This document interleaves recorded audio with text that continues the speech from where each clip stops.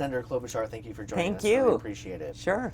I want to start by talking about that fiery debate from Wednesday night. What do you make of Mike Bloomberg finally being on the debate stage? Well, I was someone that actually advocated for him being up there because I don't think you should be able to hide behind TV ads. And I guess people saw that he has a lot of questions he's going to have to answer. I think that's important, and that's what will happen as this goes on.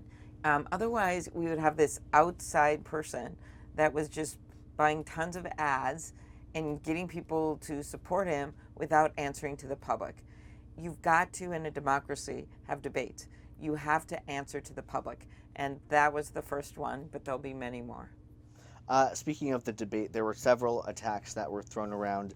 Elizabeth Warren compared your health care plan to basically a Post-it note. So in an 8 News Now Emerson poll that we just released, healthcare is the #1 priority for voters that we spoke to. So why is your healthcare plan better than the other candidates at this point? Well, what really bothered me about that is that now that the chips are down when the debate is over, sure enough, it's turned out to be a lie.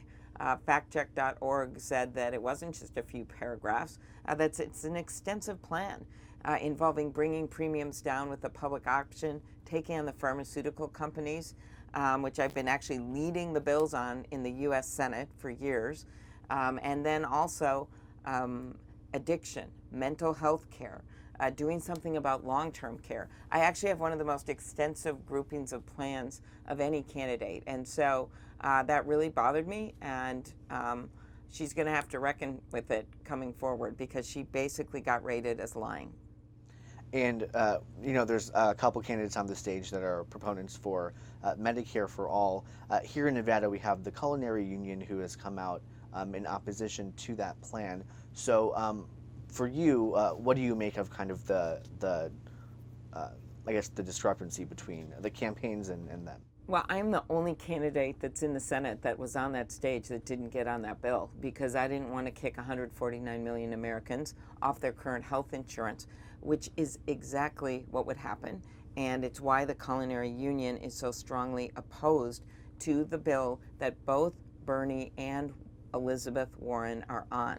That is the Sanders-Warren bill. And so I think it's really important for people to know that they're both on the same bill. And instead, my plan is a nonprofit public option, which would give people the choice and bring healthcare costs down. You are one of the moderates who are in this race. You often talk about electability being one of your big selling points.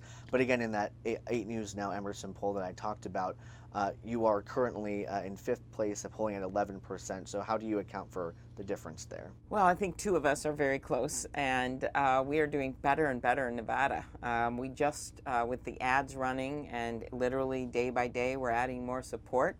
We're improving our support with people of color, which is really important to me as we head into Super Tuesday. And so the fact that I came from literally nothing with no name ID, a lot of people didn't think I'd still be on that debate stage, and we've gotten to the point where I'm in the top 5 candidates. I think that's pretty good. What are you specifically doing here in Nevada to try to reach out to those voters of color, Latinos, African Americans? Well, I've been doing a lot with the culinary workers and going and meeting with housekeepers, meeting with people that are doing the work in this town every single day. We've been reaching out to and meeting with people in every corner of Las Vegas and heading, of course, to Reno as well today. So we're just getting around the state. I've got a strong record of supporting immigration reform. I think that's been a real positive. My story and what I have to tell, I have the endorsement of Congresswoman Linda Sanchez next door in California, who is the first Latina in House leadership. So that's helpful, and we just keep making the case. And I want to get your thoughts on climate change. That was another issue that people in our poll care a lot about. You touched on it. There was a section of the debate. It seemed like there was a lot of back and forth. But for you, what is the #1 way you see as crucial to combating climate change? That is what's happening right here in Nevada, renewable energy, things like solar energy. Not only does that mean jobs, it also means reducing greenhouse gases. So to get there, we're going to be all hands on deck, and that's what I'm about. It's finding many, many ways to get to that greenhouse gas reduction so we can stop the increase in temperatures, which are bad for Nevada, causes wildfires, causes floods in the middle of the country, and I would get us back into the International Climate Change Agreement, bring back the gas mileage standards and clean power rules, and do it in a way that's going to keep people whole and make sure we have jobs. And Nevada's going to be ground zero for those jobs.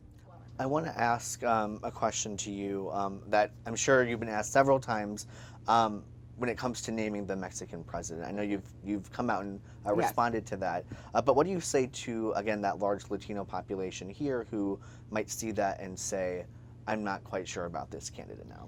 Right. Well, first, I want to make very clear that it was a momentary lapse, that in fact, I know the name of the Mexican president, which is Andres Manuel Lopez Obrador, and I've greeted him several times and look forward to working with him if I have the honor to be our nation's president. I think people make mistakes all the time and forget names, including presidents and presidential candidates. I think what counts is my view of working with Mexico. I was the first person on the debate stage that came out for the U.S.-Mexico-Canada trade agreement, and I will be very focused on getting it done right and implemented.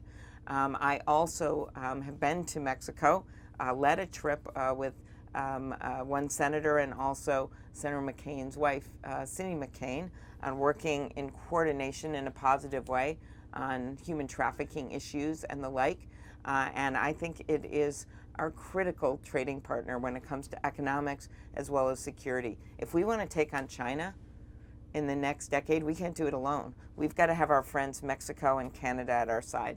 So I'm actually really excited to work with Mexico. And my last question for you, the Nevada State Democratic Party has come out with this caucus tool that they'll be using on caucus day.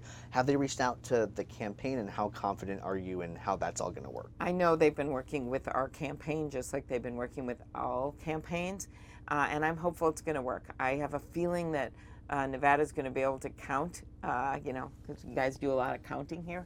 In Vegas, they're going to be able to count. We've just got to get this right, and I have a lot of faith in the party here.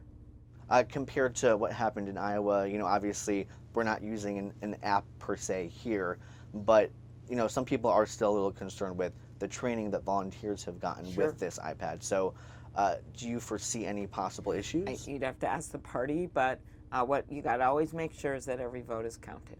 Nevada's been so hospitable. I've loved the sun. We couldn't have had a better week, and we're asking for people's votes on Saturday. Great. Thank you, Senator. Really appreciate it. Thank you.